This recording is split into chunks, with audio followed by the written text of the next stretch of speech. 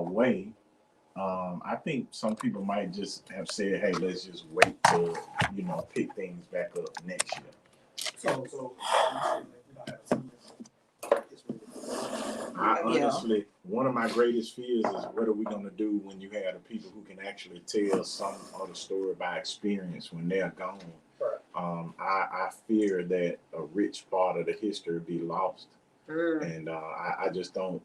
My church is a historical monument as far as like we're in the National Civil Rights Consortium. So, why is that and where is that?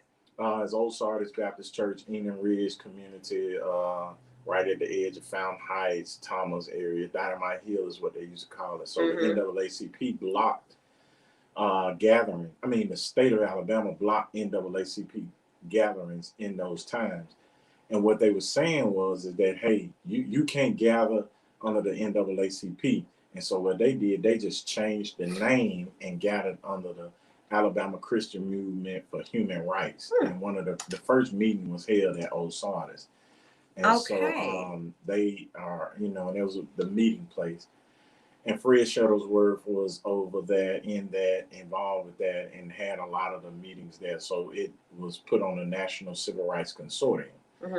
So, just that part of history, knowing, that they had to do it. And then, too, one of the comments that I hear people say all the time is very disrespectful to me is when they say, I'm not my grandparents. Yeah, we are not our ancestors. Yeah. The only reason you can say that is because your grandparents were quiet. The only reason you can say that is because your grandparents and great-grandparents wanted more for you, so they suffered.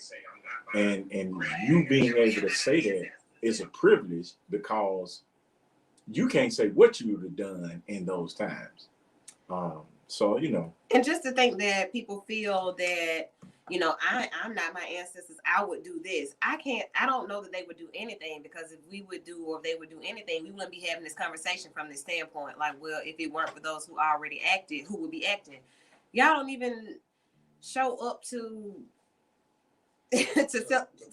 right. So like, you're not your ancestors. You're absolutely right. Nothing like them at all. So that bothers me too a bit, because if we're not our ancestors, who are we? We came so far. We forget where we come from. That doesn't pertain to us. We've arrived. We made it. So who carries the torch at this point? Who carries the torch? Like, who does the history matter to? Who's making the history? Who are the torch bearers? It looks like it's being more commercialized now, though. I mean, as far as aspects of corporations and things just trying to show black people that they care. So I think it's turned to a more commercialized situation than it did being natural or real Black history. I don't know if I like that either, because I'm like what you're saying, that I think about Target. They would. I mean, the fact that you got to think, if somebody came in this room right now with a gun, right, and the police came after the fact to take a report, I'm going to be able to tell you exactly what kind of gun it is, like down to the T, because I like guns. You get what I'm saying? Woo is going to be able to tell you probably their demeanor, what their psychological state was. I don't know. What would you say? What do you think you'll notice? So it's the basics of it. But it's just, the thing is that you'll get three different stories of the same situation. So when you have people who have no direct knowledge or no direct relevance, like a Target or mainstream, because it's just like people who release stuff and then come back and say, oh, I'm sorry it was released, as if you didn't know before you released it that this was very offensive. And you know what I'm saying? So it's like, if you leave those people, the All Lives Matter people, to tell Black history, just like people water down Martin Luther King, they only talk about the speeches that Martin Luther King, like Martin Luther King was a real life cusser. Like, he was a cussing preacher. You know what I'm saying? Like he was very angry a lot, and not just an angry person, just angry at what was going on. He raised hell. But when you hear about him in mainstream America, he's watered down. I wonder why. Because they don't need any agitators. That's why he was killed. He was an agitator who had influence. They didn't lean on Martin Luther King for for the docile aspect of thinking. I mean, like, you know, you always see when other people say, "Oh, Martin Luther King think," or "Martin Luther King was one of the greatest." Yeah. Always was a passive type stuff when they mention his name. So, which is kind of why people say we ain't our ancestors. You know, even those activists or those who claim to be activists now and those advocates who speak out now, they don't want to be compared to Martin Luther King. They don't want to be holding hands. They don't want to be, you know, we ain't here to kumbaya. And I hear that so often, and I'm wondering, well, what are we here to do? What is the agenda? What are we fighting for? What are we angry about? And then after we're not angry anymore, though, nothing. So that's what we're talking about tonight, you guys. Making Black history be something every day. Like, how proud of you to be Black and to make contributions and be vital. Like, what does that look like to you, even in a time like now during COVID, where you can't get out and march and do the things that you were doing pre-COVID, before COVID, BC, and just how 2021's Black History Month just didn't look like how it used to look. What are you doing? I think the low-key people are, I mean, in a bad way, I think people are tired of Black history, I think. Oh, my. And that's kind of crazy to say. Like, even when we have, like, Black history movies, people say, I'm tired of seeing slavery movies. Like, I mean, it's part of the history, so I ain't even time to see history. Oh, boy. I heard people saying, another slavery movie. I mean, what you got? Roots, Rosewood. It's a gang of them. You know, I can't say I just want to sit down in the living room with Netflix and chill on those movies all day back to back. Django, like, I can't say I want to do that, but I definitely want to have some insight as to what my people went through. You know, like, I want to have that knowledge. The stories now are being told in even better, broader spectrum of understanding. So it's not just the whole Black history movie that we see before. It's like it's more of the actual facts that happen in the situation. So it's a good time to have. I wonder about what will happen when our turn is up. When our turn is up and our story is being told. Like, are we living in a way that somebody will be proud to tell our story and that it will impact somebody and will be that history that we're looking for now? I definitely think it's gonna be like some creative type stuff. I don't think it's gonna be nothing like far as the struggle. I don't think we're gonna talk about it anymore. It's gonna be pure like I had equal.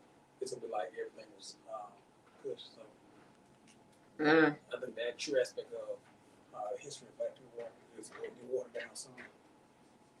Wow. I think that I think we are creating history as far as like creating generational wealth. You know, I saw another one of my friends today. You know, worked for the government, white worked for the state, but they started a trucking company. Okay. You know, and it's because you'll never get to certain places being at certain jobs, you know, and it's like either you're going to, you know, step out and do it. And I just think we're the generation now, well, not necessarily my generation, but maybe y'all generation. I'm a little older than y'all.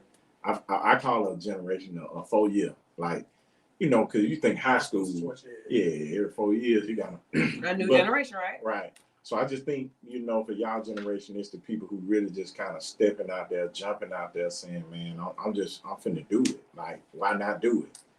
And it's easier to do now. Because I go back, other people kind of paid away and sacrifices and lost and were killed and were beat and marginalized. And it's just, I think finally we are getting to a place, you know, where we need to be. You know, last week we had the guy in for the account guy, you know, just talking about how people are financially aware of, you know, your money and how, you know, all that's been in my week is how much is it, 1.2 million is enough to retire.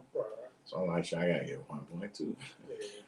So being able to hear that, you know, that was a conversation that Blacks weren't having maybe 30 years ago. Like, just 30 years ago, we weren't having conversations. I don't recall our parents having conversations like that. I don't know that people were so into flipping houses and flipping properties and having pop-up shops. Like, yeah, there were certain shops and certain stores, but the people that had those were people that I think were obviously somewhat affluent.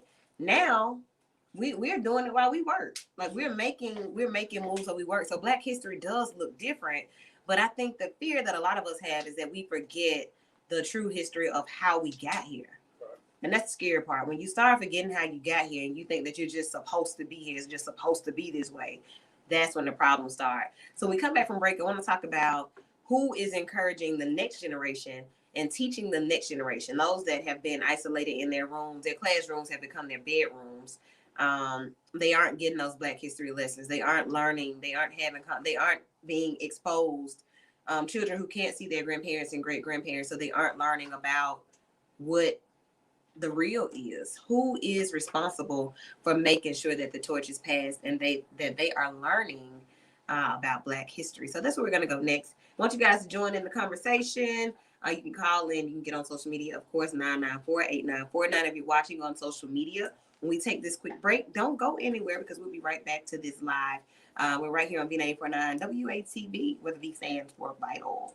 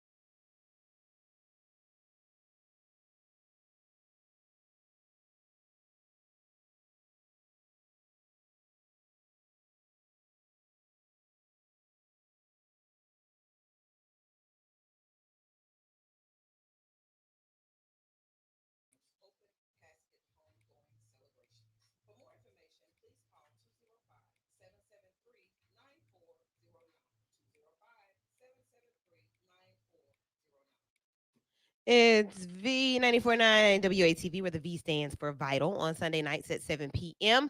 I am Lady Wu. I got my guys in the building. The real Jermaine Johnson and Big Brother Blue is in the building.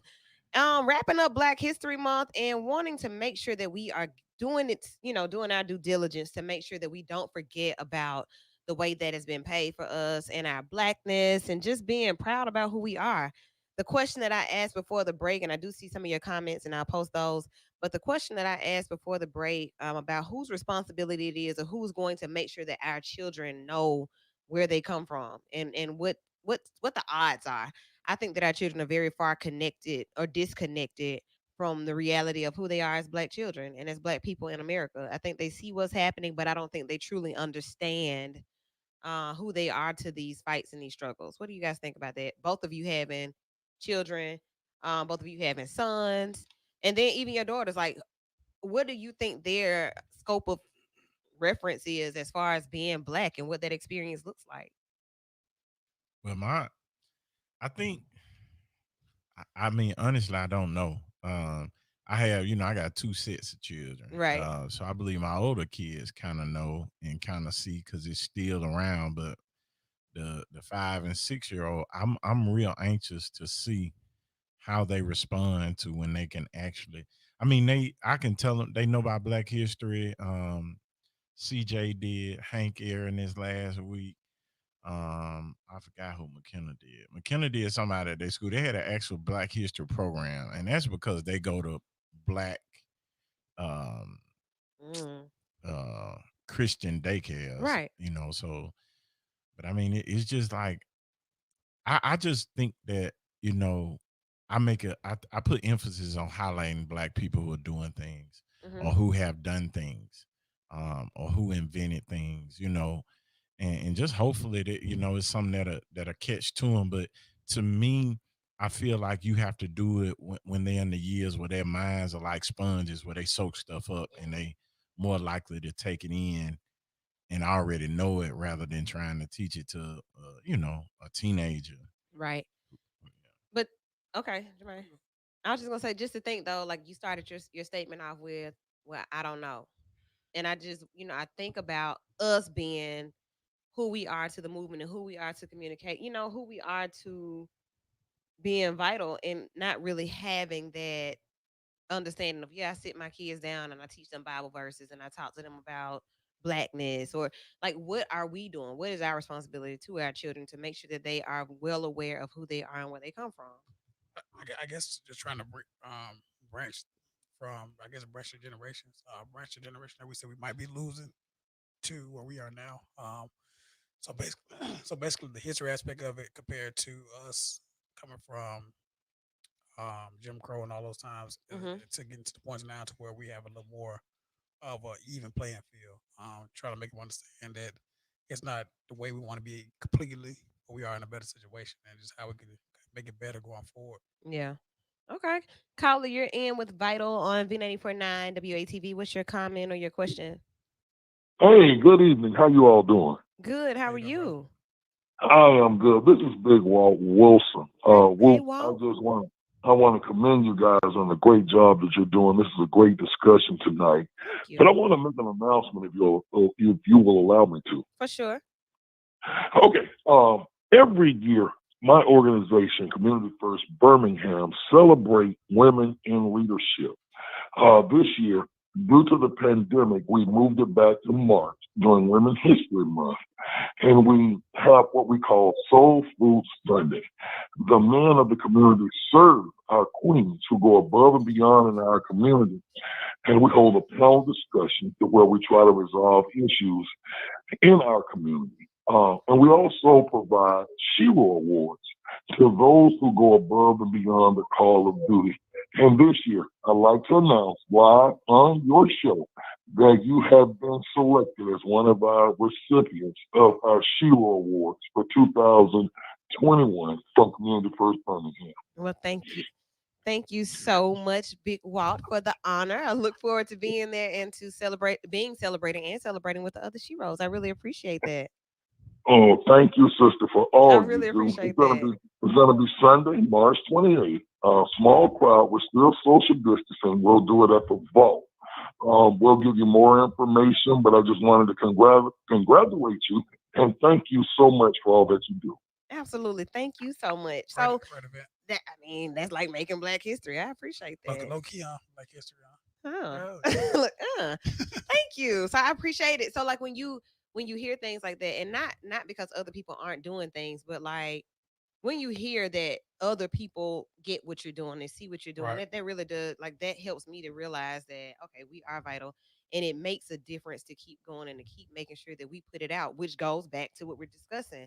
Whose job is it, and are we doing a good job and making sure that we're being vital and making Black history? So one of the comments here says, parents are children's first teachers. It should start at home. Absolutely. So I can only imagine that when history was taking place, and I say was because there's a certain generation of history that we like to discuss. When that was happening, there were other families and there were people who weren't involved. There are always people who aren't involved. And you wonder what those people had to say about what was happening. Like, what do they say now about what was happening? As far as what, like, what's it again? Those who didn't participate in the marches, those Okay, who okay, yeah, didn't go to church, those who did not carry the I am man signs, yeah. those Right, who just right, kind of right. stood on the sidelines. What is there, like, what story do they tell about history being made? I'm sure they would pretend like they were there. They're part of it. Sure, surely they're not gonna mention they were. I mean, I told him not to invite Dr. King here. He ain't nothing but trouble. I'm sure the people that said that are not relaying that message through history. So so there's those Facebook people that we see now that just kind of get in the comments and be like, "Oh, I get so tired of all these." Is it those yeah, people? yeah, Okay, cool. that type of stuff. I understand. So, for those of you who are just tuning in, we're talking about the importance of keeping Black history alive, keeping Black history present, regardless of what the stumbling blocks may be. The biggest one this past year, this year currently being COVID-19, people being unable to gather, even during Kwanzaa. So, during the end of the year last year, where I know a lot of people would gather and do things virtually is just not the same. And I mean, we see that during the show. Like virtually is just virtual, anything is just not the same. So it has kind of killed the momentum and the involvement and appreciation for those different gatherings that we would have. So definitely with the decrease of Black History celebration this month, I hope we still step up Juneteenth like we did last year. Mm. Like last year, it's kind of massive as far as the celebration of Juneteenth. So I hope we piggyback on that again this year. Don't let it die down. Right. And actually, yeah, so that's the other part, not letting it die down. So when you're first introduced to something and somebody says they're going to attach a party to it or something in the party, everybody's going to show up and turn up and kind of be educated on it. But more than anything, it's the idea that we get together. And it popped off during that happened during COVID. Yeah, So they did, didn't yeah, they? Yeah, it really right. did. So with that happening the way that it did, Juneteenth is our next opportunity to really, I guess, show up and show out and represent our blackness. But do we live it on a daily basis? Like, are we really intentional about making sure that our history is always remembered and always taught, and that we're always making history? Do we do that? I think the minority does. I don't think it's the majority of people. I think a lot of people want to kind of forget it. Hmm. They don't want to live in that past history. They just want to, I guess, pretend or act like everything is okay. Even though it may not be okay, we still want to just make it like the evidence is not there. So I definitely think that we're not. It's a minority of people with the movement now compared to what it was back then. I think more people were fighting for justice. More people were fighting for just equal pay. It's just all type of Right. different things. I feel like it's more of a majority then. I think because we're in a better position now, quote unquote, less people are fighting for the struggle going. And see, that's the crazy part. So, like, there's still a conversation about minimum wage happening right now, 15.15. But I Right. guess since we're so educated and so, oh, we made it, 15.15 is nothing to us because everybody making more than 15.15, I guess. Surely. Is That's that right. what it is? Yeah, definitely. Education, well, Birmingham City schools ain't good enough for my kids anyway. That's why we moved to Homewood. That's why we moved to Hoover. That's why we do charter schools. That's why we do homeschool because y'all ain't learning nothing over there anyway. Right. So then they move and we do schools different.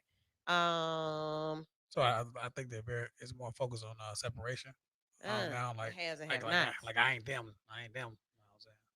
Absolutely, I get it. I do get that to a certain degree, but like what that does to us as a people, All right, okay. At least the people that are trying to fight for justice for the people, for us as a conglomerate, I feel like that kind of isolates us from the people that like the have and the have nots, like the people that are doing okay. You know what I'm saying, and they care about the community. It alienates them from the people that are doing okay as well, but they like forget them, I ain't them type stuff. You know what I mean? if that's you, call in 994-8949. If you some of them blacks that decided, hey, I'm leaving the hood. I'm going to McCalla. I'm going to where's y'all Well, be that's going why to? I went. I'm going to She Clay. went. I'm going to Penn. Like, Hit dog over I'm thinking about what I hear. Like, yeah, we're moving to so and so because it's a better school district. That Well, type thing. I just went over there because it was, it was just a good there. Sorry, opportunity. brother. Oh no, but listen, And I didn't mean to say that first, but yeah. but it's a part of me that that's why I try and do so much, you know, that's why I still try and stay connected with the Danny because I feel like that's my way because I still have two There are many ways, sons. sir. Yeah, absolutely. I have two sons that still stay in West End. You Yeah. know what I'm saying? And so it's like I'm not ever gonna. That's why we were intentional about the business being in Birmingham because I don't want to be that person. And I'm really trying to find an area that's kind of ducked off, to where we can build. Because I want a big house, like a big one. But Birmingham just don't really have the land that I want to have the kind of house. I want a lake, or you know what I'm saying. I want a lake behind my house. Actually, where you are, like, so one of the things I like about McCalla, since we talk about areas, it's a more of an affluent area for Black people. I definitely see a lot of subdivisions that are heavily populated with Black people. So that's one things. That's one of the things I appreciate about that area. You got the heritage right up the street, though. Like, why y'all can't move over there? You got College Hills and Bush Hills right there. Like, no, I wouldn't. Honestly, I'm gonna buy a house in Birmingham and have me a Birmingham address. Okay. Just I'm gonna do that. But it's just like I said, what I want a lake. Like I literally want to go out the back and I want to fish. You know what I'm saying? Like I want that. That's been a dream of mine. So if we got a lake, you got Edwards Lake out there in East Lake. Okay. I passed by there the other day. I was like, man, them some big old house. I remember I went to Huffman years ago. You see them houses, but you was like, man. It wasn't this level. And see, so like even as to that conversation, I can speak to that. Before moving to Huffman to that area, we lived in Ensley, like on 12th Street, down in Ensley, like by the creek. That's where we lived. Then we moved up a little bit, moved to Bellevue Heights. We came on up a little bit. And then, like I don't know what the process was like in between there, but ended up moving to the east side. That was a culture shock for a little Black girl that did not have white neighbors. I didn't go to school with white people. I didn't have white friends. That's not what I saw. Um, and I didn't know what to expect when I get over here and meet people like Jermaine who've been over there their whole life. Like, oh, so it was some Black people over here, and they okay. Like I didn't know. So I always felt the great divide between the East and the West was that we were Blacker over here on the West. We knew more about our history and where we came from than y'all did on the East side. That's what I thought. I mean, I can see that. Really? Because it was like white people over there. but I guess from being the East side, like it was also like we ain't none of that. We ain't them over there. That's how you still act about us, right? Sure. It's like at least we ain't them. It's like everybody when I was coming up, everybody wanted to get successful and move outside the city in the metro areas, and now everybody running back in the city for this urban lifestyle, and it's kind of like it seemed like it's going a cycle is gonna happen again. Surely. And so I don't know. I like quiet. I like peace. So we'll be able to gentrify our own areas. Y'all know gentrification is not like a Black or white people move in type thing. It's more of a money type move in. Oh, absolutely. And we raise the property value. We update the neighborhood. We could do that on our own if so many of us claim to be able to be the ones that are making the money and able to make the decisions and have the network to be able to build the net worth in our neighborhood. So then, Blue, you can put a lake in your back. You can put it back there. Sure. You know what I mean? I really do. Comment. I like water. And I feel that too. Like I do want to be able to have that. There are certain things that I want, but I don't want to leave where I am. Facts. I agree with that. You know, like I love where I am, but if I could have a little bit more where I am, that would be awesome too. And see, man, my neighbors, man, like over there, I walk outside, neighbors will be literally across the street and they won't say nothing. I mean, nothing. Man, the last place I moved, I was in Vinesville. Man, we spoke 5 houses down, you know, like, what up? Right. You know, how you been? You know, it's like when I tell you I miss that, like I really miss it. But I mean, literally, I can hear, man, I like tonight when I go home, I'm going to sit in the driveway because of how it feels outside and how calm and how peaceful it is. So it's kind of like, you know, that's why I'm probably going home. I'll ride down Belma Superhighway the whole way. I need the hood. Me and my wife will go out downtown and we'll ride back. I'm going all the way down Belma. She's like, why are you taking me through this? I was like, man, just the chill, way. You know. It's my way to stay connected, you know. And see, that's the thing. So I got a comment right here that says, "Don't desert the hood. Don't desert the hood." I don't know who left the message. I'm not looking at it. I don't see the comment. But I'm telling you, when you start having more options, you start looking at life differently.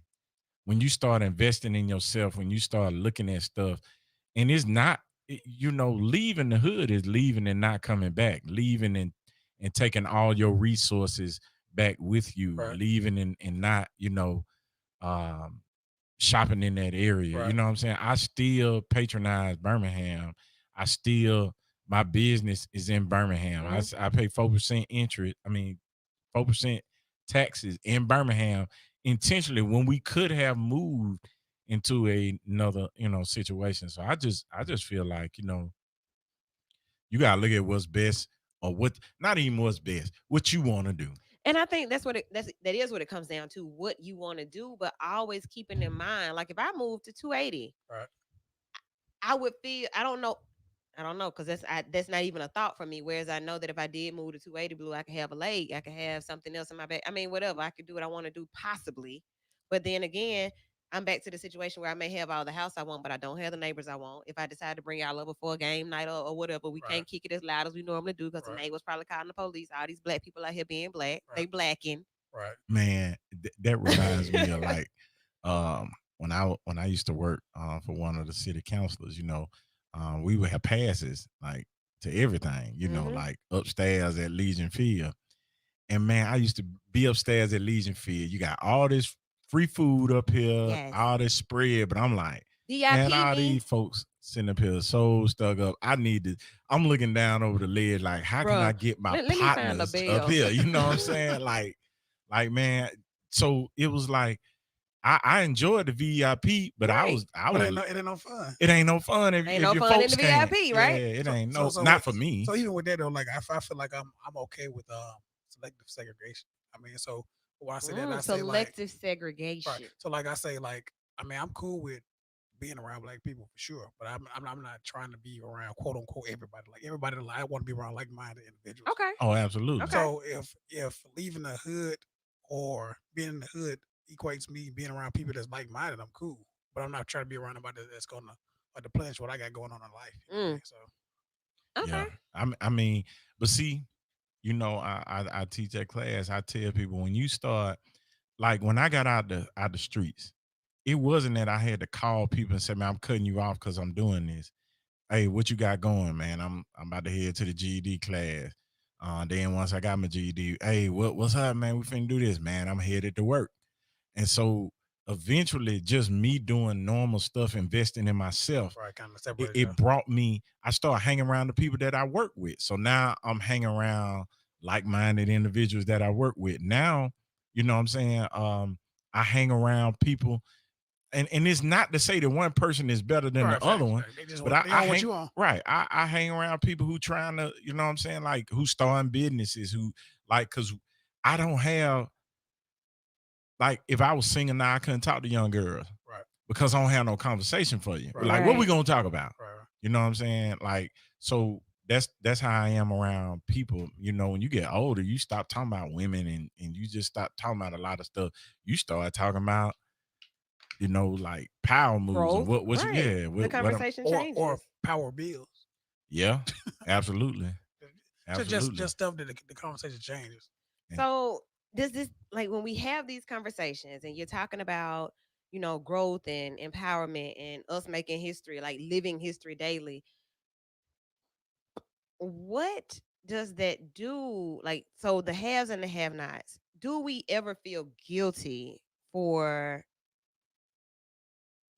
for polishing our blackness? Like, when you become polished and educated and exposed and introduced to things that your peers may not be, how do you, like, it kind of goes to what Jermaine said, but how does that really, what does that do to the culture? I mean, you got to put it out there. Like, you got to do your part as far as just trying to raise or bring as many people to the same platform or to the same level as you or someone you're trying to aspire to be.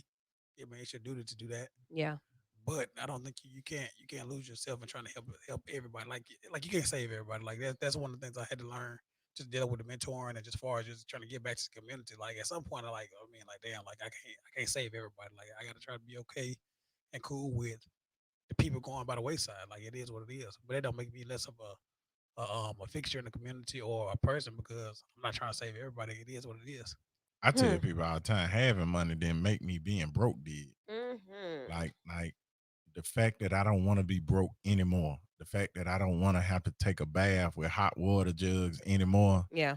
or go to East Lake to try and fish so I have something to eat.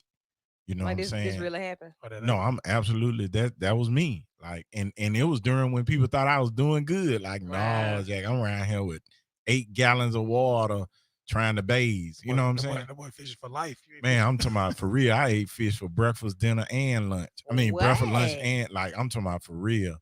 And so now when I take a shower, my shower is like custom. It's a stone. Like you walk in and like every morning I go in there, it's an experience. Right. Like I just that remember. Part. So thinking about the experience, Blue, like there are people, and we work with people that will never experience the bare minimum of what we're experiencing now because of the sacrifices and contributions that we made or that our parents made and that we understand.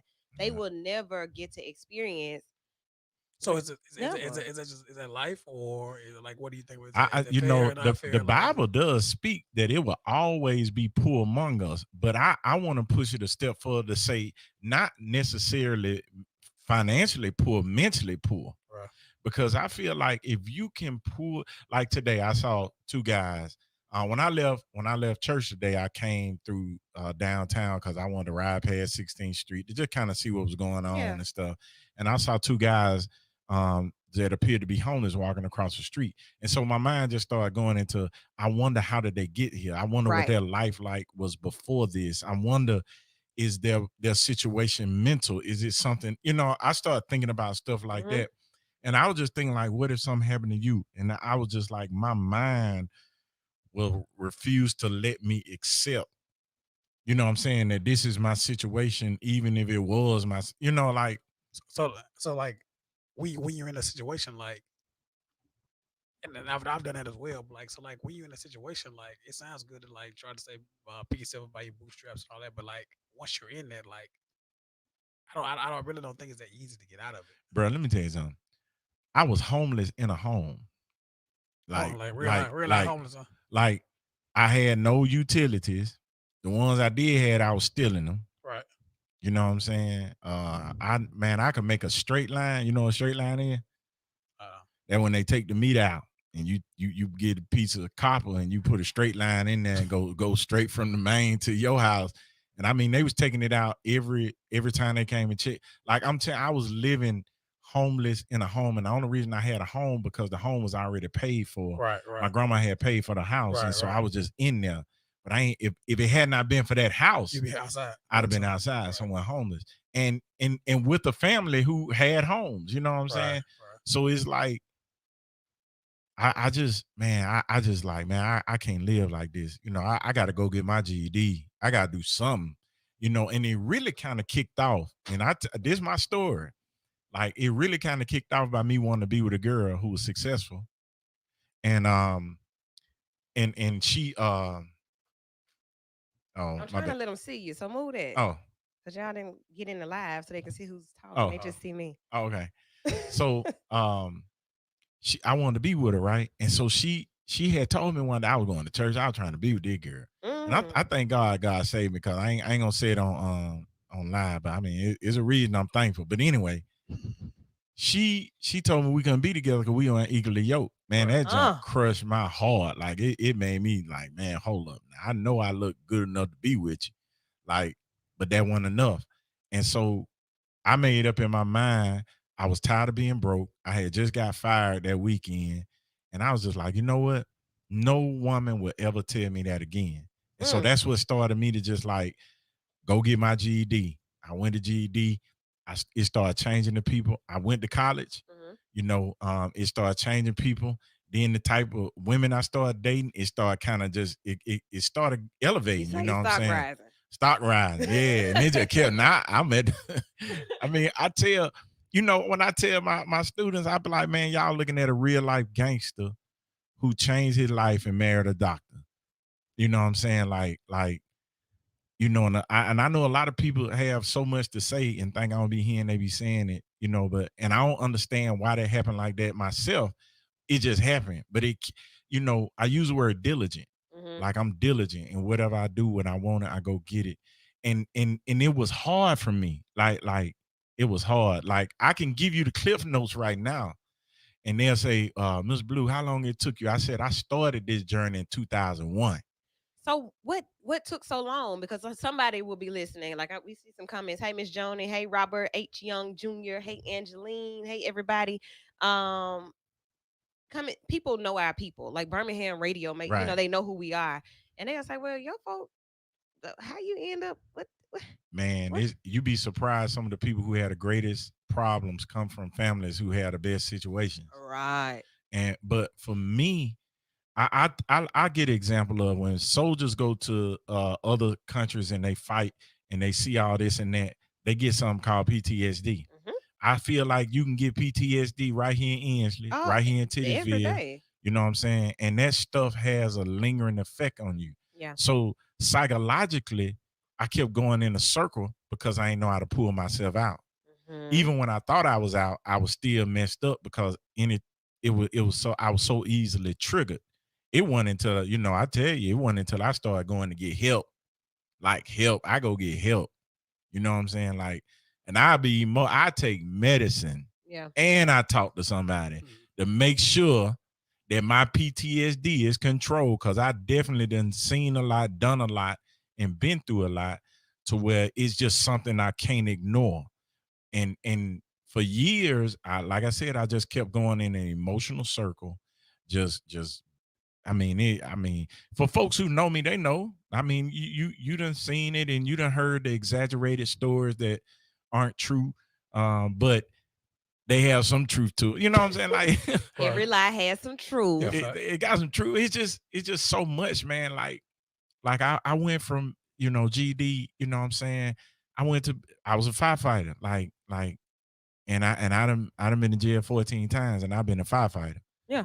You know what I'm saying? Because I was diligent. And so it's just a lot, man. Like I still deal with it. Sometimes, and it's always around this time of the year, I just get like depressed out of nowhere. You know what I'm saying? Just because it's this time of the year, seasonal, it gets rough. You know what I'm saying? I started, some of the stuff I've been through, and it would happen around this particular time. Like every time, it always happened around this particular time in my life. So I mean, it never stops. And a student asked me that last week, like, what you do? I was like, I have to make sure I invest in myself and I invest in my mental health because that junk real, man. Like it's real out here. Even being successful is real. It doesn't change your situation. It doesn't change your story. Success, money, fame, none of that changes what you are at the core of what you've been through. I mean, throw a little money to get you a good therapist, get you some good medicine, right? But you can't buy happiness. You can't buy freedom. So that your story speaks to what we're talking about the Black experience and PTSD and all of these different things that we deal, even schizophrenia and ADHD, everything that we deal with as a thing. I'm saying this as a professional. I feel that there are some cultural ties to a lot of what we experience and a lot of the pain that we feel and things that we see. Not just blacks, but we have our own special set of things. I gotta sneeze. Bless you. Thank you much. So, with you sharing that and with everybody hearing it and commenting about it, I want us to be able to talk about how we're making history. Somebody could read Blue's story in 2052, and that would be a Black history story to tell. Somebody could read Jermaine's story, and that would be a Black history story to tell because you started some organizations, you've done some work, you've grown, you've done this. Somebody could read Blue's story and say, oh, wow, that's Black history. I want to talk about, when we come back, the crab in the barrel mentality and how that abbreviates and hurts our history. All right, I want to go there next. You're listening to the Abby Award winning Vital Show right here on V94.9 WATV. We'll be right back in just a few minutes.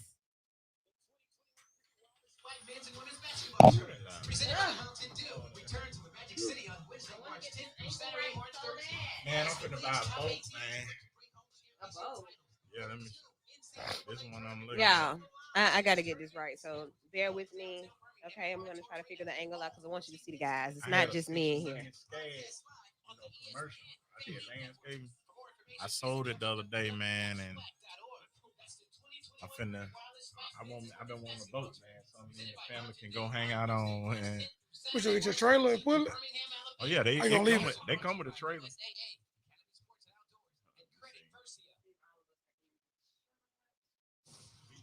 And I was trying to get on my computer. It won't let me unless I go through my Sardis page, the church page, on my computer.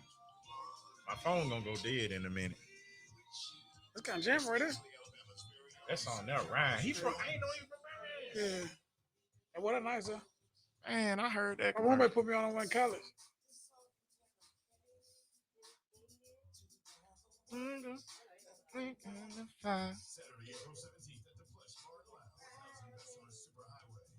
Nice.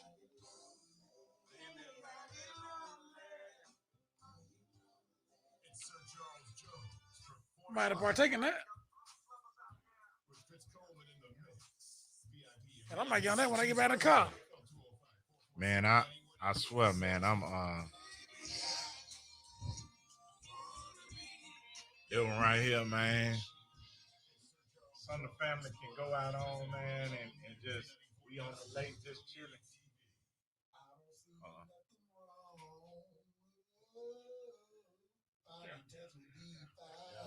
Move this one on. Your old boat.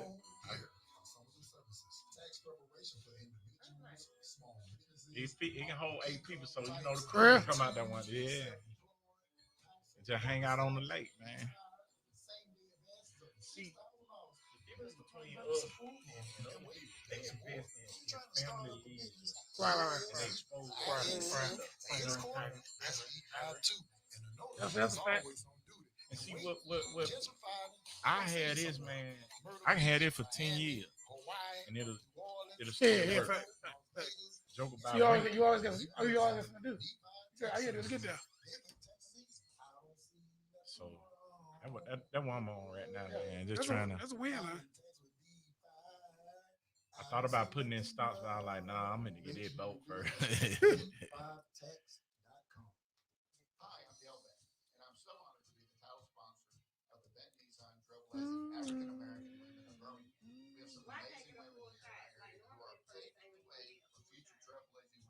Who you can't see?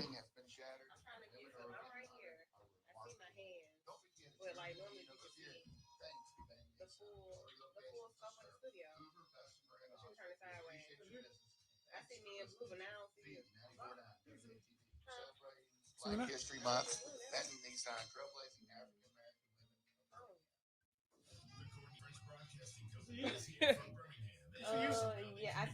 I see me, I see Blue.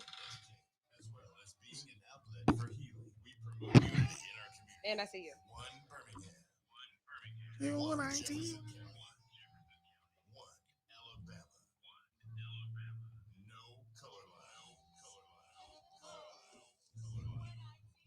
So who gonna win mayor? Who gonna win mayor? Who gonna win the mayor? election. But I really thought we had some better candidates, actually. I really thought so. It's gonna be like some dark horses coming out. Like, oh damn, that's a good one. Like, we got some pretty whack selections, actually. So is Bear really running? I heard he's running, but I ain't seen nothing talk about him running. He's running. Oh, really?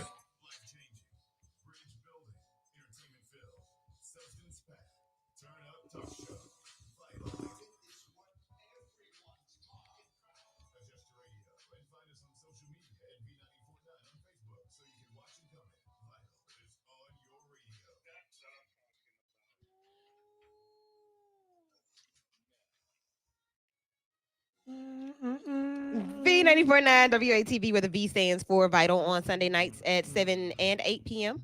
Got my guys in studio. I was trying to get the angles right so y'all can see us on live, and I think you can now. Hey, everybody. Hey, Kevin. The number is 994-8949, 994-8949, if you want to call in. If you want to post your comments, you can do that as well. I see that my mom encouraged you to call in. So call in. Your mom be on she's like, so inspirational. Oh, wow. Let's go to the phone lines. Caller, you are in with, turn your radio down. Okay. There you go. How you doing? I'm doing okay. Awesome. What's your comment? I had something I wanted to ask and wanted you and your panel. I'm gonna hang up and y'all answer. Okay. I listened to the radio and saw Sheriff Petway talked about the female officer that went up through the ranks, but I never heard nobody talk about Annetta Nunn, Chief of Birmingham. Ah, okay. So I'd like to know why she broke the seal in there, because there's never been a black female chief in Birmingham. Gotcha. All right. Well, let's talk about it. Thank you so much for that comment and that statement. So, former police chief Annetta Nunn, somebody that I know personally. I'm quite sure we've all had interaction with her. I seen her recently. Right. Yeah. Still very much active. She sings. She's an advocate for domestic violence. And yes, the first black female police chief in Birmingham, Alabama, and the only one that has served thus far in that position. I honestly just responding to the question. That's a good question, because I don't think it's an intentional. Why don't we talk about it? I just think it's so many layers.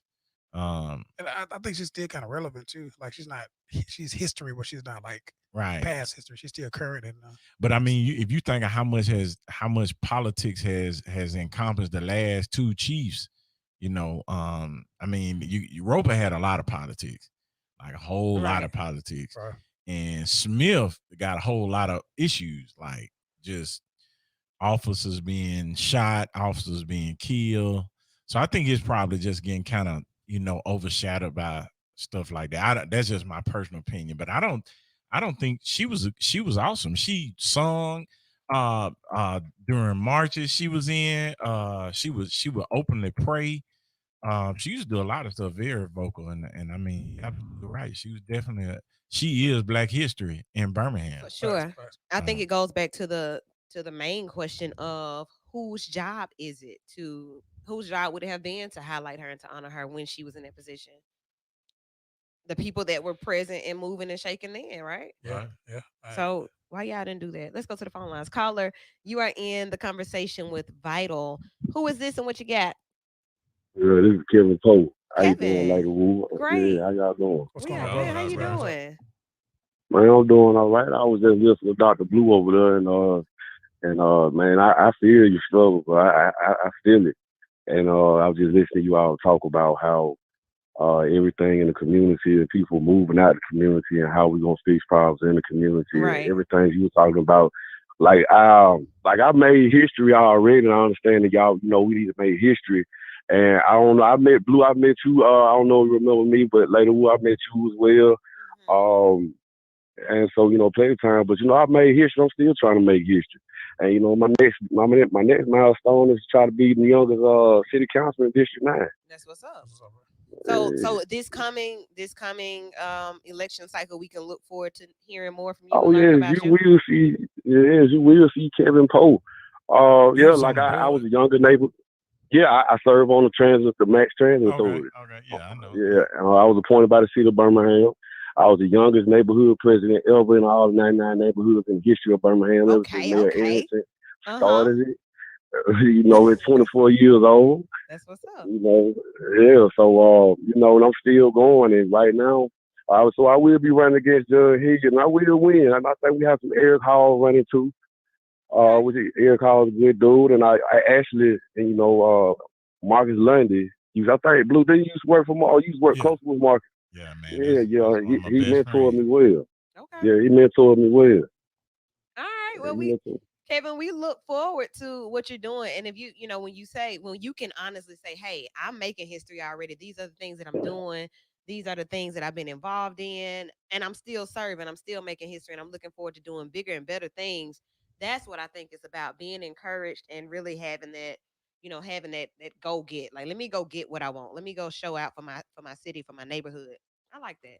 Well, Now, what up? Go ahead. I was just finna say, I I have epiphanies all the time, but I just kind of realized the other day. One day I was at I don't even call it work anymore. I was at the office, Mm-hmm. and I was up there cleaning the windows. I went and bought me a squeegee and a sponge. Uh-huh. I was ready to go home. I was tired. I was tired of being up there. I had been up there since before opening, and it just kind of dawned on me like, man, this is why so many people aren't rich or successful, because it's absolute work. Oh yeah. And like, working for somebody else, I can leave before they close. I can walk off if I want to. Right. And oh well, but when it's yours, you literally have to do everything and make sure everything is done. Uh-huh. And it's a lot of work, right? And so that's why, I was trying not to go into the crabs in the bucket before you went in, but that's why, like, we talking about everything I do in one of my classes. If everybody right now listening on Facebook or at home, in the car, think about the messiest person you know. Just think about them. Pull them up in their head. 9 times out of 10, I'll say 10 times out of 10, they aren't doing anything in their life. They might have a job, but they just doing the basic minimum, probably living check to check, and have absolutely nothing going for them.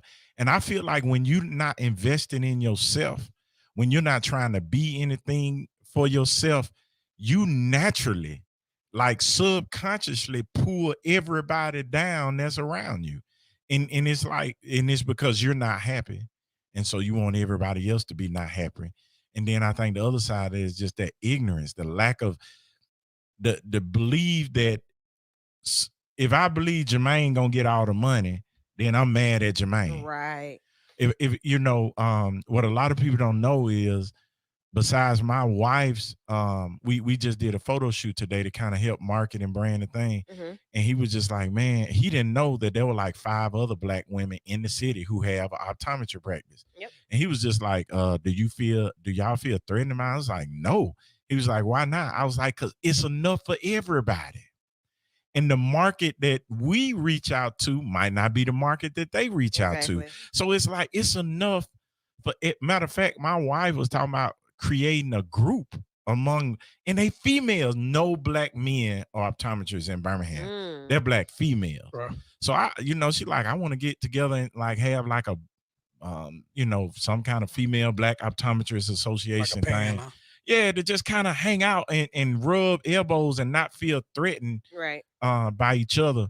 But it's hard to do that because we've been trained to believe all of us are always in competition. But I get it though, like from just for the aspect of us speaking on history, just trying to come out of the situations that we were in. Yeah. We know, like before, like we had very few positions that Black people could get in, right? Oh, absolutely. So once that Black person got to that position, I'm keeping it. It's understandable. It's understandable that he's like, I got to keep this. Like it's no more. I can't allow other people in this area because this is the only spot I got. Right. It's just how they did, like with the with the house Negro and the field Negro. Absolutely. Like, I don't want the field Negroes in here because I need this spot. Like, I don't want you here. I mean, so it's understandable for us to have that quote unquote crab in the barrel. But I feel like in 2021, if you had it, like, how can you have that mentality when you see how it's literally enough out here for everybody? It's sure, but I mean, it's indoctrinated now. Like, it's not. I mean, it is. It's a passed on psychological.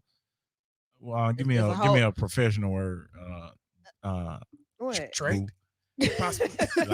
Like what? It's genetic. You know what I'm saying? So it has become innate for us to be at odds. I want to add this as a Black woman, in business and in different situations and able to kind of move around in different circles. I've merged my careers and I have credentials in both. So my undergraduate degree is in radio, TV, broadcasting. I didn't just jump on the radio one day and decide, hey, I want to talk on the radio. No, I know how to run the radio. I know how to run it. I know how to run the board. I know how to tune the mics. I know how to do my job. I know how to interview. I know how to be objective. I know how to be subjective. I know how to motivationally interview. Then I see people with podcasts. Everybody has a podcast. Right.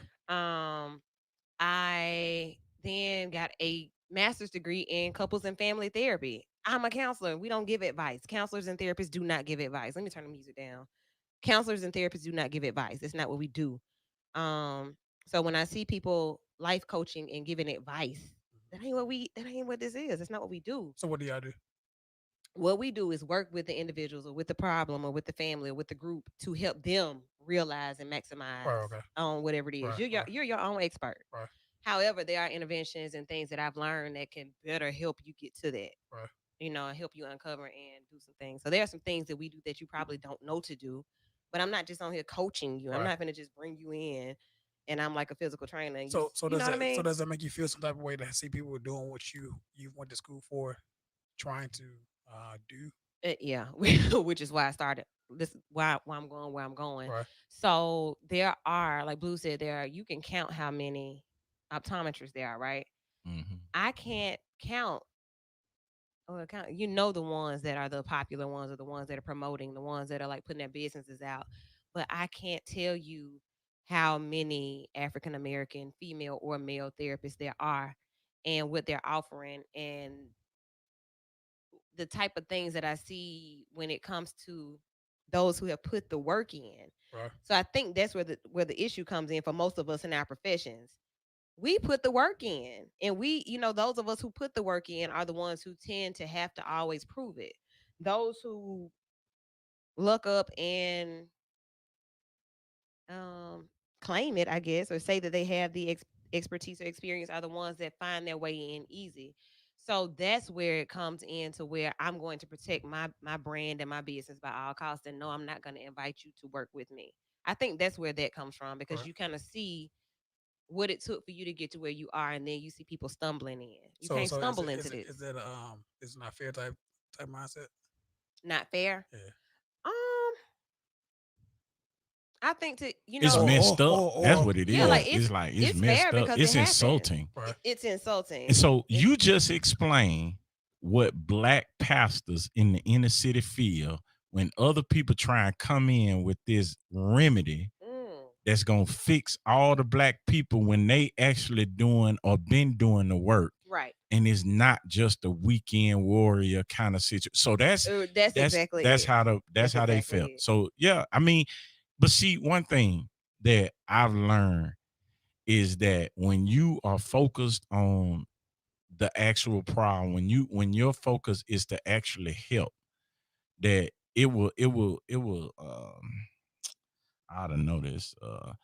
It will give you the vision that you need to see instead of being distracted. You know what I'm saying? I was looking this morning. I'm up at 5:45. Working on what I'm talking about this morning, and I just so happened to pass by somebody on Facebook. It was a little later. It wasn't 5:45. I got up at 5:45. It's like, but I was just looking, and I was just like, "Whoa, this joker got a big church, and he is saying nothing."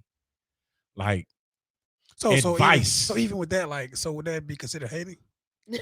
But see, in Birmingham, now if you in Birmingham, oh, absolutely. In Birmingham, I'm not saying you're hating. I'm just saying no, listen. In Birmingham, the rule is if you say anything contrary to what the people say is popular, you hating. That's the Birmingham rule. I definitely think, and they will attack you. But it's one thing about telling the truth. Like it's the truth, and then there's a truth that you call hate because it's about you. But it's the truth. And I wanted to add about working for Black women as a Black woman working for Black women, and just the things I've seen, like how Black women will get power, and when Black women get power, it becomes this whole thing of extra, too much. Right.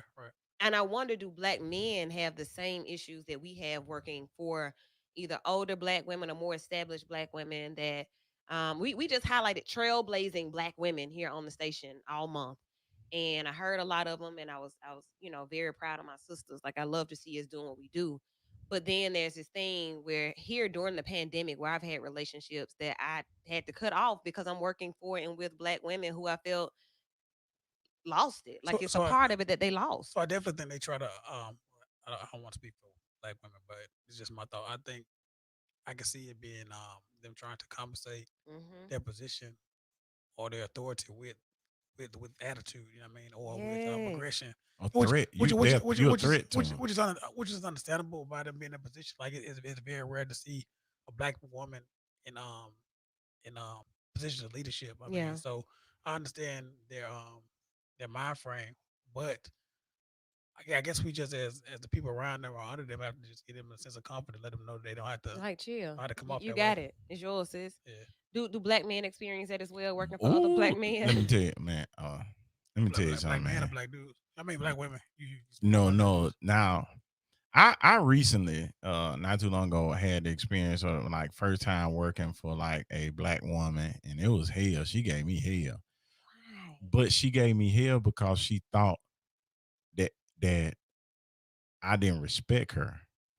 And it was no basis of that. And I was just like, what are you talking about? Like, I mean, like she cussed me out like with cuss words. And that's like the bad words. No, like I'm talking about really. And I was so happy.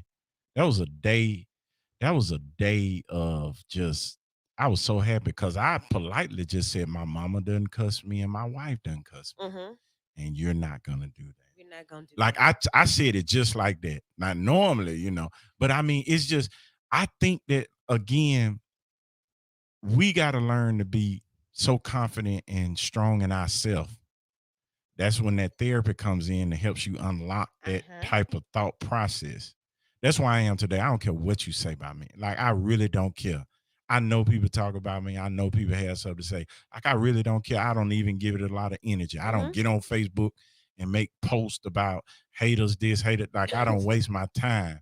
You know what I'm saying? Because you'll always have people who don't understand or mad. You know what I'm saying? That's okay. I just hope you get to a place one day to where you're happy with yourself enough to where you don't have time. Like, so it just, I don't know, man. It's like, it's so, that's why people be talking about trying to tell Black people how to be Black, man. Do you understand how many layers it is in being Black? And you see how we peeling them back and it's going further and further. Somebody, did you post a picture the other day where a little boy it was a picture of a little boy. He had like all the stuff around him. Like, I was like, bro, this so deep. Because like you said, you peel back another layer and you like, oh, well, what about this? This can lead to this if that happens. But if that don't happen, then man, it's layers. Oh, so now I see why you act the way you act in your position of leadership. You've never seen leadership in action. Oh, I see now why you act the way you act about this position. Oh, you never thought that you deserved it, and you got it. Now you got to hold on to it and flex on. Like, so even people in subordinate positions, do we challenge the people, challenge those women in those positions? Or do they have a valid reason for doing what they do? Ooh. I mean, when you say we, do we challenge? Let me tell you something. Also, we as in general. We as in general, do we challenge these women? We talk about them behind their backs. Oh, I understand. Like we in general. I'm saying like as far as their position, do we challenge their position as their leadership? Do we like when we see them in a position, do we think less of them as we would a white man in that position? I'm gonna tell you, you know him. No. A guy that I really looked up to, Parnell. I said his name, Parnell. That's like I never forget. I got put on his engine. Right. Right. He was this AO then. Right. Moved to a lieutenant. I thought it was gonna be grave. I've been knowing him for 20 years. We from the same, in the hood. Man, Joe would challenge me so hard every day. But one thing he said to me that really stuck with me, he said, always, and this was when I was doing my EMT stuff. He says, instead of knowing the answer, I know the why. Know the why. Right. And so when I look at people and they act a certain way, now instead of just, it's easy to get mad at them. It's easy to just say this and that. But I say, why are they acting like this? Is this really about me? Right, like that's one of the things I've learned growing up and coming to adulthood. Like everybody acts reason for for a reason. Like people don't just act out just for no reason. Behaviors are responsive. It comes from somewhere. So the thing is trying to find out, sit back, reflect, understand where these behaviors come from. Like it's coming from somewhere. It's just how can you understand where it comes from? And then how can you bring it to their attention? Right. Listen, the same thing I was talking about, guess what? The situation fixed itself. Yeah. Cause I used to think I'm gonna have to cuss them out. I'm gonna have to get them right, or I'm gonna have to fight them. I'm gonna have to bring them to reckoning. But I always learned that eventually the problem will fix itself. But I'm in trouble and dealing with issues because I tried to handle it this way. I just sat back in the situation, literally fixed itself. Right. And so that's why I said, man, they really ain't your fight for real. Yeah, it ain't because it ain't even about me. Right, look at this comment, you guys. So black women take out the frustrations of a bad father or bad boyfriend or husband on black men. Now, Robert H. Young Jr. posted that comment. And so we were talking about black women in leadership positions and like how that goes. And me being a black woman, having these, different professional relationships with black women in their organizations or in their settings or whatever, where I can speak to this. He went somewhere else with it. That's another layer of blackness. So black women take out the frustrations of a bad father or a bad boyfriend or husband on black men. So is that the reality though? Like, or is that just I think that's just opinion. That's a small piece of the puzzle. Yeah. But it's definitely a piece. It's because I'm telling you, I'm getting y'all my whole class. I tell guys, I be like, man, let me see how to put this for the radio. When you meet a girl who is very easy, right? Very easy, right? Ready for whatever. I asked them what's usually the common denominator, and they'll go all off, and I say they don't have a father. Yeah, facts. And so I ain't saying that's all the time. I'm just saying sometimes it just is what it is. It is what it is. But a lot of times it's the father. I love showing my little girl, so much love and so much affection and encouragement. Like when I tell you that's one of the best feelings in the world. And it's the same. I'm sure it's the same for her. Right. And so I'm hoping that by doing that, she'll grow up with knowing how to be treated or knowing how a man is supposed to treat her, because my daddy treats me like this and still does. Yeah. And so when you don't have that, I think that, sometimes it's hard to deal with a man when you've never had an example of a man in your life. Right. But like I said, don't y'all jump on me now. I'm just kind of giving what he said. Yeah, like I'm just saying that's a layer that came from another situation. Right. That because there are some black women who grew up with no father who are absolutely strong and never missed a beat. There are so many, we could put different outcomes to these situations, or we could say that this situation deemed this outcome. And a lot of times it's about the choice that's made. Right. If I didn't see it, I don't really know what that's like, but I do know what I feel like. So I know I don't want to make people feel bad. I know I want to, like you can form your behaviors around what you didn't have. Like you don't have to be bitter or angry and decide that, hey, I'm going to just be ridiculous to people under me because I'm angry. You don't have, it's a choice. Right. It's truly a choice. Got a comment right here. Sometimes women in position will have frustration, anger, and so much going on that affected them from childhood to adulthood. And it just spills over and over and over again, hurting everyone in their path. Man, that's dudes too, though. Hey, Woo, let me tell you something. Yeah, people. I got a lot of females. Over my life, I've had a lot of females that are friends that like literally told me, very deep secrets about growing up. Yeah. 90%, if not more, have experienced some kind of sexual abuse. Yeah, and I've said the same thing on social media. Like it's crazy. Like me and Lavelle, the other founder of C4, like he said, like I I would damn near say 95% of the women that I've talked to, like you said in conversation, have had some type of sexual aggression towards them, and that's like I would say it's more that have than hadn't, which is crazy in itself. Like that's and that right there is a psychological issue in itself. And see, the thing is that all these psychological nuances and all these different psychotic episodes, not psychotic, traumatic episodes. Look at you. Traumatic episodes that people have dealt with for years, they have left untreated. Right. You know what I'm saying? We just now kind of, for the Black community, going to a therapist or a psychiatrist or a psychologist. It's okay. Now it is, but it used to be a sign of weakness. Yeah, like you know what I'm saying? How many folks that go to the EAP voluntarily? Right. You know what I'm saying? And every time going to a psychiatrist meant that you were crazy. Like it was no in between. There was no gray area. So let me say this: the in between for you and a psychiatrist is a therapist. So a psychiatrist is going to be the one that's going to prescribe your medication. Yeah. They not doing what I'm doing. And this is not to say that they're going to medicate your problem. Yeah. And then be like, okay, so I'm going to give you this card and you call woo. Right. So what I pride myself on is urban therapy. I'm who I am in session with my clients because I want people to understand how it really works. This is not me trying to get inside your head and twist. No, this is me really working with you to tackle the things that you guys just mentioned. If you all feel that there's some type of evidence-based number because you all have had conversations, personal studies, and I agree as well, about 95% of people that have had sexual trauma, that's something that we need to unpack and deal with. How is that affecting you in your daily life now? What is that doing to your opinion on relationships? What does that do to you sexually? Like, that's what I do. Right. So the between your preacher, like you going to talk to your preacher for premarital counseling. Blue, you a preacher. My dad is a pastor. Like both of you all are pastors, but y'all ain't therapists. Hey, Boo know for a fact when I start dealing with conversations that's going in that direction, I send Woo a text immediately. Like your role. So like just thinking about that, Black people and the church, pray about it. We're gonna take it to the altar. We're gonna call the pastor in. Call him in. Pastors can help you. Pastors can help you. When I was in seminary, I had to take pastoral care and counseling. Mm-hmm. But it's limited. It's so limited because you can't just give. It's not just a one session situation. Like you have to.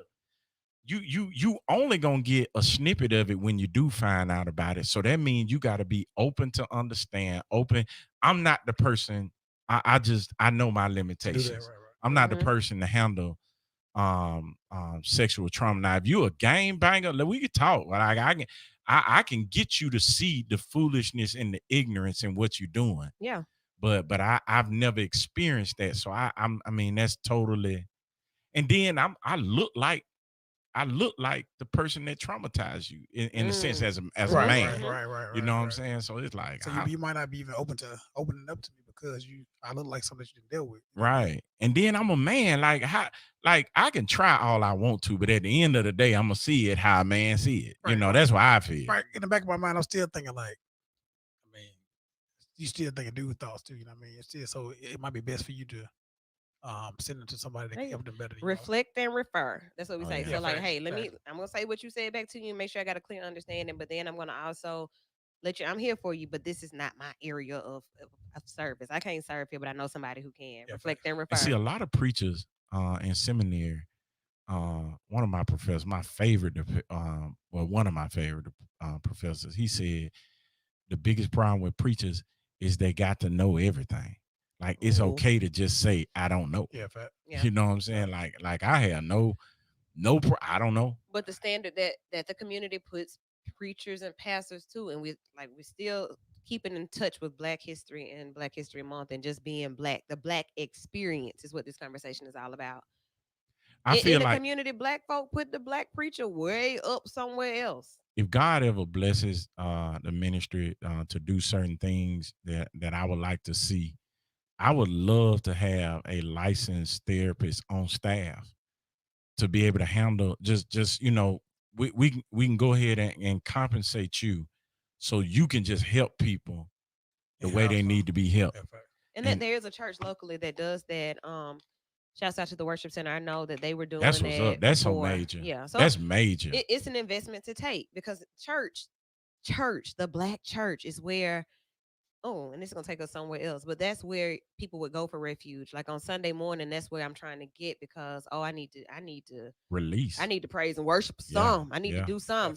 But then on the flip side, you start hearing about church hurt. Let's go blacker, like black church hurt. So I guess church hurt comes from expecting too much. Like so what we like he said we put everything on a church, and then when we don't get miraculously changed. And then when people get mad at God, they take it out on the pastors in the church because they don't know how to deal or even. It's so much stuff. Like I tell people, I can see some of the senior folks when I say it. It's okay to ask God why.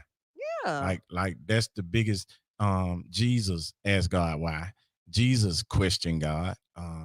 It's the relationship like a parent and child, right? Right. Well, it's whatever in seminary they say God is not a man. God is a spirit. So God can be whoever you need God to be. Okay. If you need God to be your father, God can be your brother. They got songs that sing about it. You know what I'm saying? So it's like God will be whatever you need to be, but it's like you gon' Yes. That was good. Lord have mercy. Got to be listening through the radio to get the sound effects. I wasn't ready for that. It's just you gotta be. Man, I don't know how to do it. You forgot because of COVID? No, I just ain't never been able to do it. That ain't me. Black preachers, you ain't got the hoop and holler, right? Got the hoop and holler. Tell the story. So Tell the story. Even on the aspect of we can't let the black church off the hook either though. Like, as far as just what they could be doing or have done in the black community, like it's definitely what they could be done. I think even so is that for a long time the black church tried to be the black church of the civil rights movement.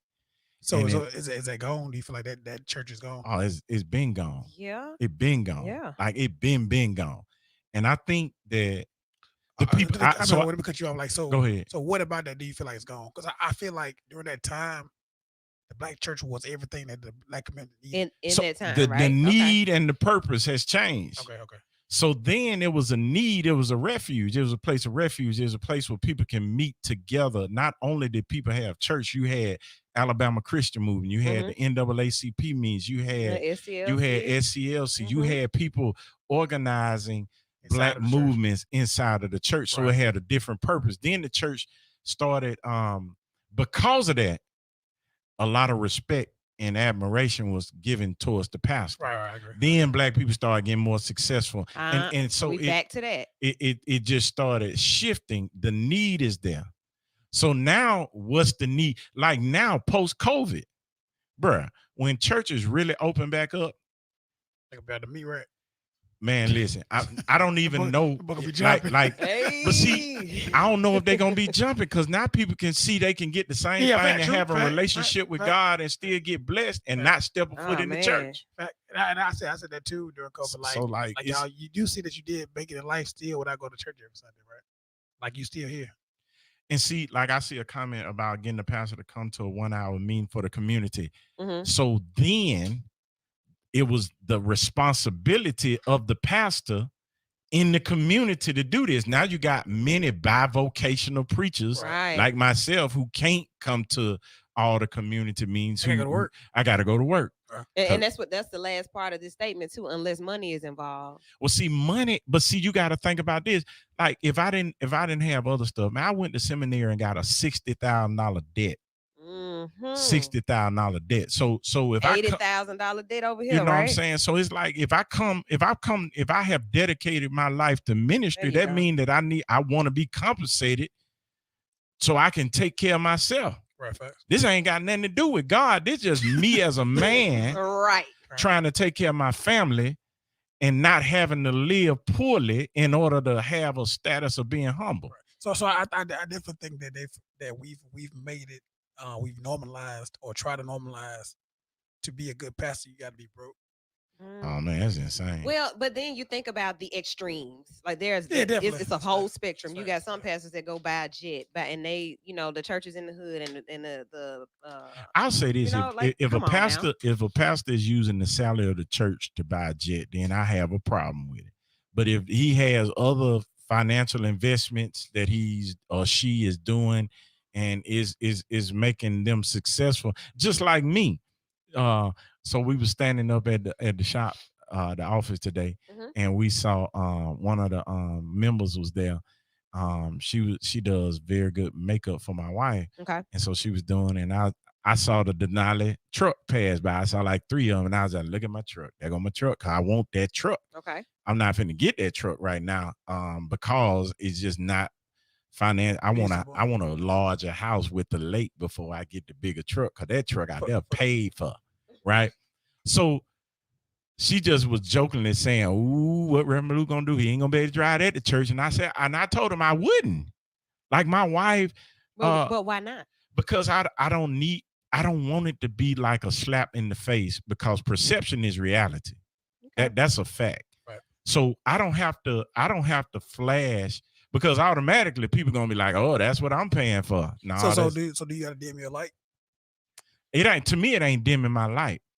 That favorite professor, I told him that he told me whenever you go and preach at a church, you gotta exegete your congregation. What does exegete mean? It means you gotta pull out of, you gotta see what it is. So I can go give you can't give certain sermons in certain situations and they have the same effect. Right. So my thing is that if me driving a 2021 GMC Denali that costs $72,000 new up in the church, and most of my members are poor, even though it comes from what I do totally outside the church. Why would I create unnecessary drama? Let's talk about your role as the leader of that church. Then you need to be teaching your members how to get $70,000 trucks. But guess what though? Here's the thing. The Bible says that many of us always be poor. There always be poor among you, and I believe the only people. I ain't gonna say it like that. There'll always be people who won't tap into the full potential of what God has to offer them. That's what I believe. And it's those people who struggle. Those who are really willing to push past mediocre and complacency. But I think that's life. That's the hard. Right, that's life. Yeah.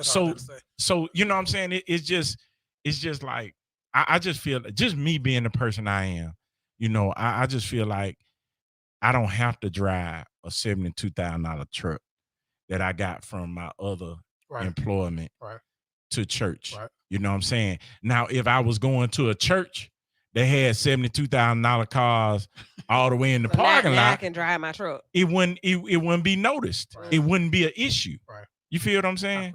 So it's like, I know a preacher who does. I mean, he's a major preacher, but he goes to a very prominent church. He drives a top hat Bentley to church. Nobody says anything. Like, it's okay. But like, what are you supposed to say? Hold that thought. Let's go to the phone lines. Caller, you're in with Vital on V94.9. Turn your radio down, please, and give us your comment. Woo, and the crew, what's happening? Hey. With Jermaine, what's happening? What up, Coach? You the man. I kind of see what you're saying, but I think that at a certain point, if it's just like tithing. If you don't teach them how to tithe, then they're not gonna know how to tithe. They're gonna keep on putting change and dollar in the bucket. So although I hear what you're saying about that Tahoe, we have to teach each or Denali, excuse me, GMC Denali. That's over there. Switch it up. I do like that. Now. He feels some type of way. Ain't nothing wrong with Tahoe, Jermaine. But I believe it's just being taught how to come out of that mind frame of wanting to be just mediocre. And I got a problem with that. Like, I have a problem with people using the government. The government, that stuff was set up for you to get on your feet. You get to a certain point when you say, I was on food stamps, I was homeless. I stayed in my car for 2 months. But one of the things that when I got on food stamps, I said, I'm going to get on food stamps. I'm not going to be on food stamps no more than a year. In my mind, I was setting myself up to get off of food stamps. But if you want to live on it and breathe on it, and that's all you do, and you comfortable with that, that's just, you got to change their mind. And I feel what you're saying, Doc. You shouldn't even have to be sitting up there in your mind, man. I ain't even gonna drive my $72,000 Denali. You know what I'm saying? It's wrong. And I feel like that we need to teach each other. I just got I have a problem with black people, but I don't have a problem with black people because we always complaining. Look, Blue said, "Who is this?" He sound like he be calling on the morning time. Yeah, this Will, Blue. Okay, yeah, that why. Okay, Will. See. Let me tell you something, Will. First of all, you got to understand that preachers ain't gonna like this. Tithing ain't a rule. They took Malachi and just kind of bent it. You're not gonna go to heaven or hell because you do or don't tithe. And then you can tithe your time and talent, right? Right. Tithing is service. It's your gifts. It's so many different things. And my thing is, I tell people when I ask for tithe, you can give it or you don't. My thing is that it's just a discipline to say, God, thank you for being good to me. Thank you for giving this to me, because that's what you believe. I don't sit up and argue with people about paying tithes or why you should or wouldn't like it. Because if you're not there, I'm not gonna convince you. Right. And all I'm saying is I'm not gonna mute. Let me tell you, I'm not gonna mute. I never mute who I am. But again, I've been given a task and it's not about me. So if me overshadows what I'm trying to do, then I need to remove me. And that's what ministry is supposed to be, right? So if my $72,000 truck that I want, that I'm gonna work for and I'm gonna get, right? If that overshadows the message that I'm trying to give on Sunday morning, then what's more important, the truck or the message? Right. You feel what I'm saying? So if I gotta drive, if for you to hear me, is I gotta drive that 2000 Silverado out there with 376,000 miles on it. That's what I'm gonna drive. Okay. And that ain't gonna make me feel bad or less of a person by having to do that. Right. And I feel what you're saying, Jermaine, but I'm just saying is like, this is what I'm saying right here. You know what I'm trying? It's just like I was in my ministry. I did my ministry for 25 years. And I just started getting paid. I just started getting paid last year. Just started 25 years in the ministry. You know, and it was a lot of talk, you know, trying to, I ain't gonna say I was convincing them, but it's just the fact you got somebody who's gonna been giving they tithes and they time for 25 years. What? You shouldn't have to do a whole lot of talking. Right. But there again, go ahead. You hanging up on me? In 5 seconds. Go. Okay. Well, go ahead. Now, hang up on me. Do the homie on you. Little homie. That's why I'm in the corner. Little homie. Go on, do the little homie. At least he give me a time. You can hang up on me. That's a black strong woman right there. Go ahead. Homie be like, all right, clear. Look, I tell my folks, that's too much talking. It's a talk show, but hey. Yeah. Click them. Will, we love you. Thank you. So yeah, great points made there. When I think about the black experience, which is our topic tonight, everything that makes us who we are, being accomplished. If I could come in your church and rock my Jordans, right? And I think about how much. Jordans. Okay, so if I'm wearing Jordans, if I'm wearing a Louis Vuitton bag or an MCM wallet, or like if I'm wearing these different things and doing these different things and enjoying my life to the fullest, you can drive what you want to drive. And I know that, but I just feel like, just where I am mentally, I feel like that. I feel like God doesn't have a problem with a lot of stuff, but I feel like God does have a problem with what the pastor does and what the preacher does overshadows of where there's a need. And so that's just where I am with it. I got you. Last part of our conversation on the Black experience. So talking about where I am, where I was, Black men, Black women, and how we live Black history, Black family.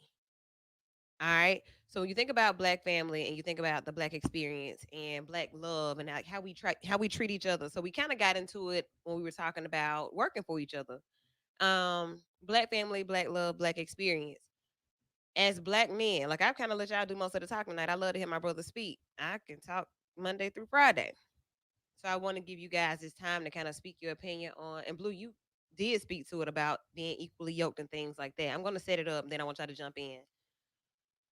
Black women struggle with the fact that a lot of times Black men are not their equal when it comes to love, relationships, and the pursuit of happiness. Right. We take care of our Black men as if we are their mothers, their therapists, their providers, their so-and-so, whatever it is they need. We become those people for them. And most times we don't mind. Right. But when is the big payback? Or like when is some reciprocity? When does that happen? So I definitely think in those situations, when doing that, you give a man the opportunity to hide who they really are. You know what I mean? So if Wow. you're being who he needs you to be in this particular flaw or lack of, you're giving him room to hide instead of trying to excel him to what he need to be. So for me, like I remember like growing up in my younger years of dating, um, if the woman I was with challenged me too much, I feel like she was judging me, right?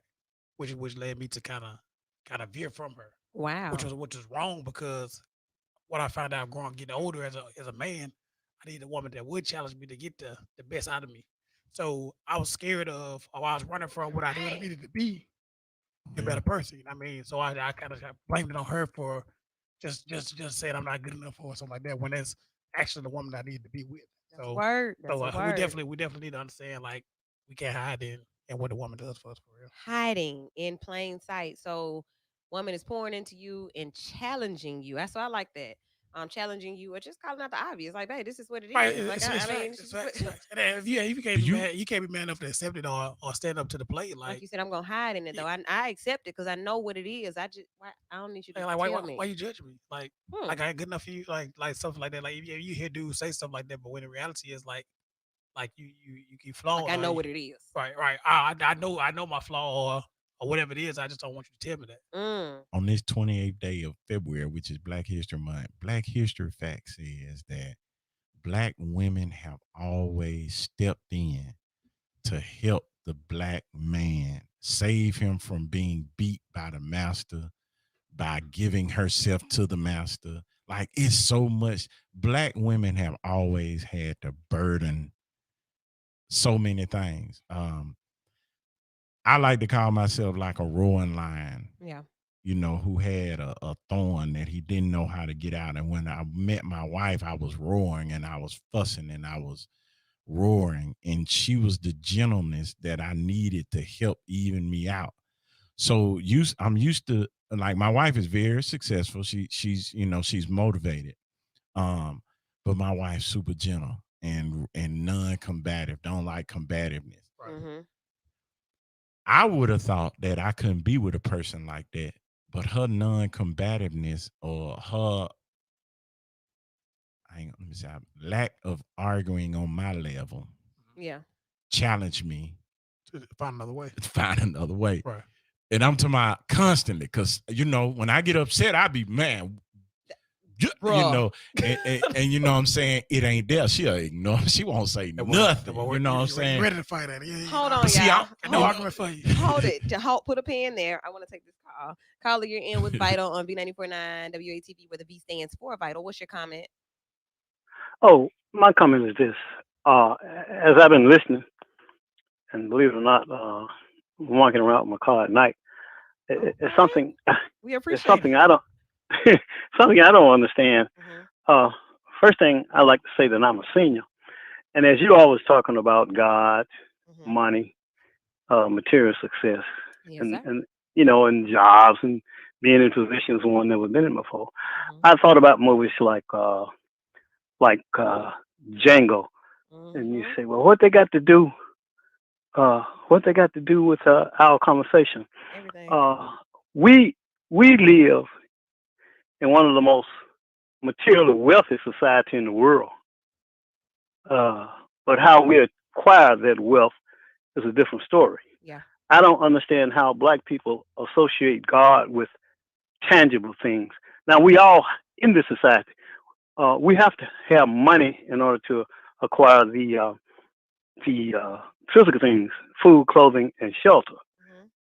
But what I don't understand is like this association with simply tangible things. Okay. There are other gifts, intellectual and spiritual gifts that is just as more. They're actually more important than the physical senses. Absolutely. That we're talking about. I never forget, that was a businessman downtown. He's deceased now. He had a place called Hoses and had $1 bill when you walk in. He had that big giant piece of whitening fish that covered the whole plate. That was delicious. Do you remember the $1 bill he had on his wall? Man, he said, and what it said? You know what the $1 bill said? I can't remember that. It said money. It said money will buy you books, but it won't buy you brains. It said money will buy you sex, but it won't buy you love. It said money will buy you a pulpit, but it won't buy you salvation. So, see, we're stuck in this society in the material world, the tangible world. But all scientists know, and even the social scientists know, that there is there's another world out there. Religion is, the brother talked about the abuse that our mothers have taken since we've been in the sojourn in this country. Yeah. Black women, which is true. Black women are the first socializing agent of the child. But black women have been socialized. Religion is another tool that the society socializes the individuals. How many of you seen the movie Nate Turner? Mm-hmm. Yeah. It deals with the psychological and sociological principles of manipulating and controlling people. Right. Well, I must say I do have a degree in political science and the social sciences, but I'm also I've the technical sciences also. I got you. And as you all was talking, I thought about Elon Musk. Mm-hmm. Elon Musk is a wealthy businessman. Elon Musk can't build a rocket to the moon. Right. He can finance it. Right. Elon Musk can't go into he can go into a Tesla factory and build a Tesla, but he can finance it. All right. So you get it. So you got to know what you're getting yourself into and be able to invest. I can think that was a big part of the conversation last week. Like, you can find what you need through education. So I appreciate that, Kyle. He went over a couple of things that we have been discussing, and I appreciate him for sitting in his car and rocking with us. Can I get a 2-second comment? Yeah, then I want to get back the to the Bible says that seek him first and all his righteousness, and then he'll give you the desires of your heart. So I'm the preacher that tell you, if everything you do is focusing on the edification and the magnification of God, then everything you want, you can have it. And that's where I am. And I'm the one that's gonna get it. You gonna get it $72,000 tonight. I'm gonna get it because that's what I want. Absolutely. And that has nothing to do with God. That has to do with me just saying, right, I'm gonna work and I'm gonna make sure, I'm gonna get it. But I'm gonna get it when I'm financially able to get it and afford that kind of that lifestyle. Right. So I mean, you know what I'm saying? Like, it's just, like a lady said something to me one time. Oh, we got to hand feed them the word, absolutely, because that's what Jesus had to do to us. He had to hand feed the disciples because they were with him and they still didn't get it. Right. You know what I'm saying? So it's just I try and be so realistic in my approach to the word. I don't believe in a bunch of fluff and all that, because life is real. Life ain't fluff. It's not at all. But I hear what he's saying.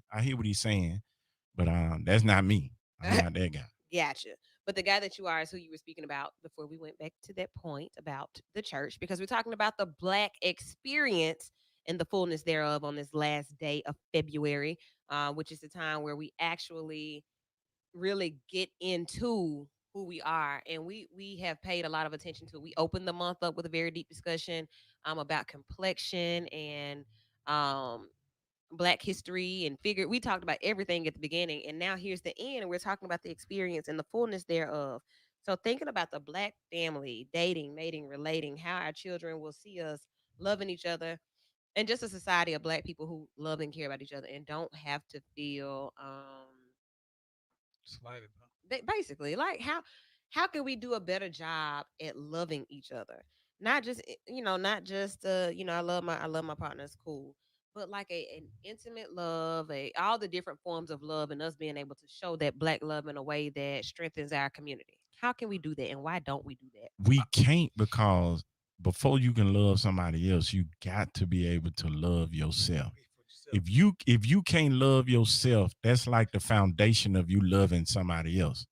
It is no, and this I can stand on that without even putting God or Jesus in it. Right. Now I can go spiritual and do it, but just the fact of to love somebody else, you gotta love yourself first. So and I think you gotta actually actively try to be pleasant. I mean, some people are naturally pleasant, but I think just like you gotta actually just work at doing it. Like intentional. You gotta be intentional on doing that. Like I never want to be a person that comes around and people be like, there you go with that like type. See, I want to be at least where when I'm coming to a room, somebody like you, that's a pleasant brother to be around.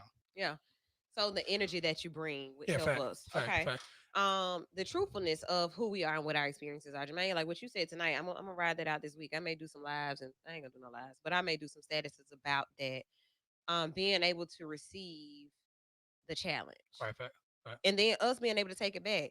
I've never been called an angry black woman, so I can't relate to that. Now I can act a nut. Right. You know how we turn up. Right, fact. I can do that.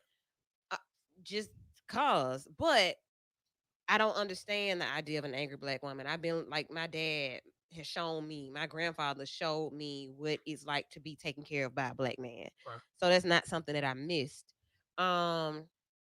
But when it comes to dealing, and yes, I'm saying dealing, when it comes to dealing with black men in relationship at this point in life, it has been difficult. And it has been, let me tell you why it's been difficult. Why? Because you have a rubric.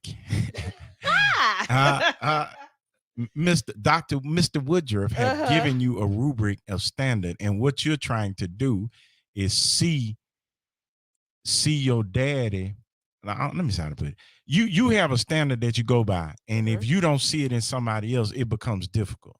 Okay. You know what I'm saying? So it's hard to be in a relationship where you not being fully respected, and respected not just by saying I respect you, but showing respect through my daily reinforcement of my love and actions, for you. And so that's what I want. I want my little girl to be like that. I want her to be uncomfortable in unhealthy relationship.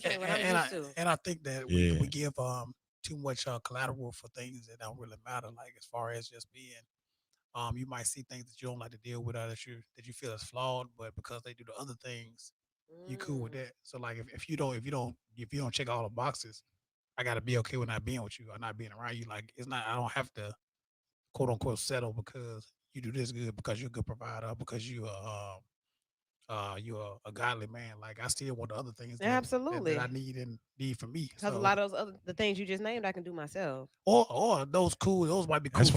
Those might be cool for another woman. Those just not what I need. The most attractive woman to me is the one who don't need me. And when I say that, not saying that she don't need a man or she don't long to have that companionship, but just one who can do everything she needs to get done by herself. Yeah, right. So definitely like one of the things that irritate me the most is like stuff that you could do yourself from a woman that you wait on a man to do. Like that's just terrible. Why like garbage out. My gas tank but see, even like that kills me. But some men, like for some men, that's like they want a woman like that. They want a woman too, or some women they want a man that's gonna go put gas in their car every week. Or that's a whole nother. But that's like a layered whole 2-hour show. Yeah, like because my wife do not. I was like, I said, man, listen, all you gotta do is set the garbage right outside. Yeah, I would tell all I get it. I'm taking it, but I mean that I don't want to judge your ladies, okay? No. The fact that she's self-sufficient, and see, like what you were saying earlier, for a long time, I was scared to be in relationships by strong women too, so I ran.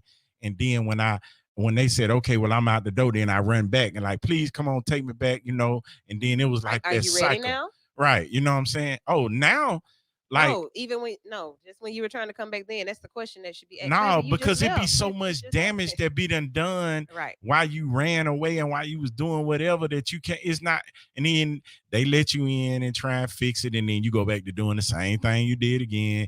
And it was like a cycle until I met my wife, and I was finna do the same old. I was like, nah, I ain't with all this. Right. You know what I'm saying? And I feel like God told me, if you run away from this one, it's gonna be a long time before you get another one.